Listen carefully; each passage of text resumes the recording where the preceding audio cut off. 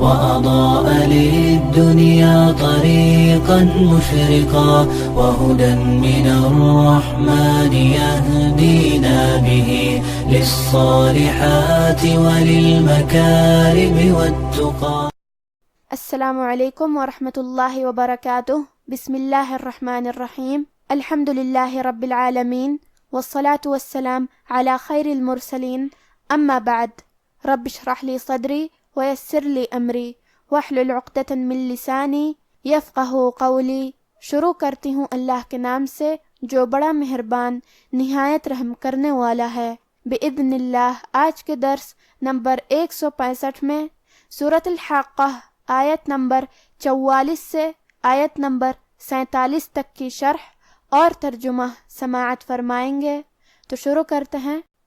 اعوذ باللہ من الشیطان الرجیم وَلَوْ تَقَوَّلَ عَلَيْنَا بَعْضَ الْأَقَاوِيلِ. کلمت تقول میں حرف القاف ہے اور قاف کی ادائیگی زبان کے جڑ اور تالو کے نرم حصے سے ہے. کیونکہ قاف حروف تفخیم میں سے ہے تو ہم یہ حرف کو موٹی آواز میں پڑھیں گے. واو پہ تشدید ہے لہذا ہمیں 2 حرف کے برابر واو کو پڑھنا ہے کیونکہ تشدید کی اصلیت 2 حرف ہے. جیسا کہ یہاں حرف الواو ہے تو یہ 2 واو ہے، واو ساکن اور واو متحرک. کلمت علینا حرف العین کو ہم حلق کے درمیان والے حصے سے پڑھیں گے. کلمت بعض میں حرف الضاد ہے اور ضاد کی ادائیگی زبان کی کروٹ اور اوپر کے داڑھوں کے جڑ سے ہے.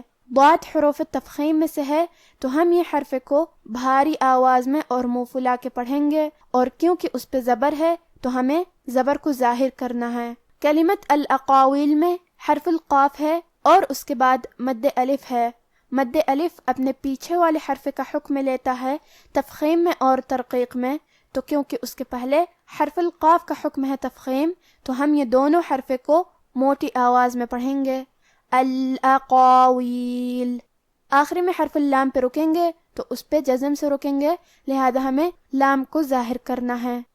وَلَوْ تَقَوَّلَ عَلَيْنَا بَعْضَ الْأَقَاوِيلِ لَأَخَذْنَا مِنْهُ بِالْيَمِينِ.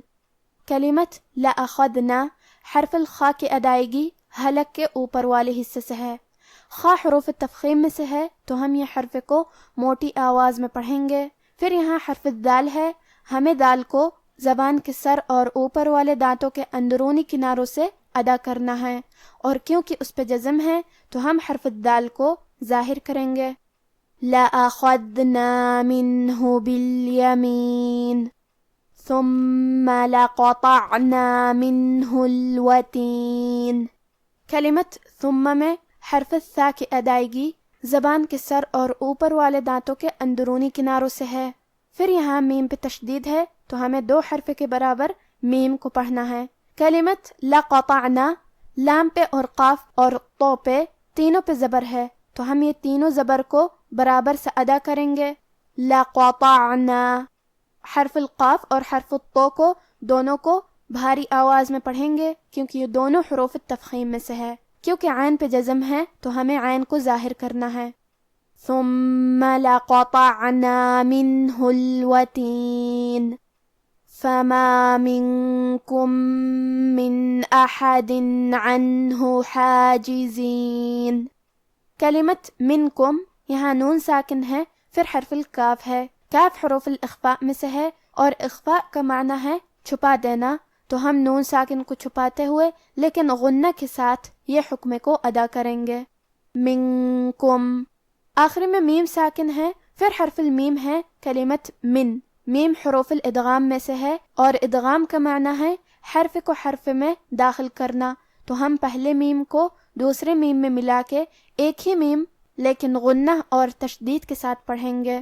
منکم من.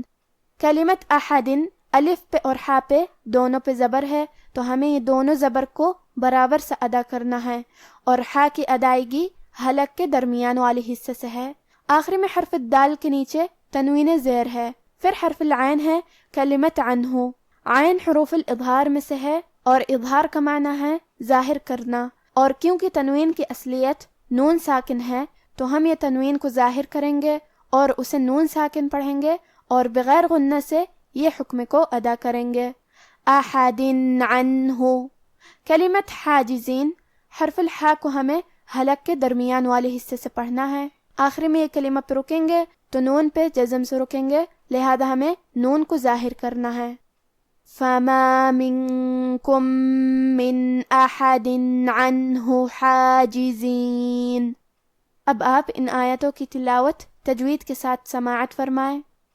اعوذ باللہ من الشیطان الرجیم وَلَوْ تَقَوَّلَ عَلَيْنَا بَعْضَ الْأَقَاوِيلِ لَأَخَذْنَا مِنْهُ بِالْيَمِينِ ثُمَّ لَقَطَعْنَا مِنْهُ الْوَتِينَ فَمَا مِنْكُمْ مِنْ أَحَدٍ عَنْهُ حَاجِزِينَ. اور اگر یہ پیغمبر ہماری نسبت کوئی بات جھوٹ بنا لاتے تو ہم ان کا داہنا ہاتھ پکڑ لیتے، پھر ان کی رگے گردن کاٹ ڈالتے، پھر تم میں سے کوئی ہمیں اس سے روکنے والا نہ ہوتا. آج کا ہمارا درس یہیں ختم ہوتا ہے.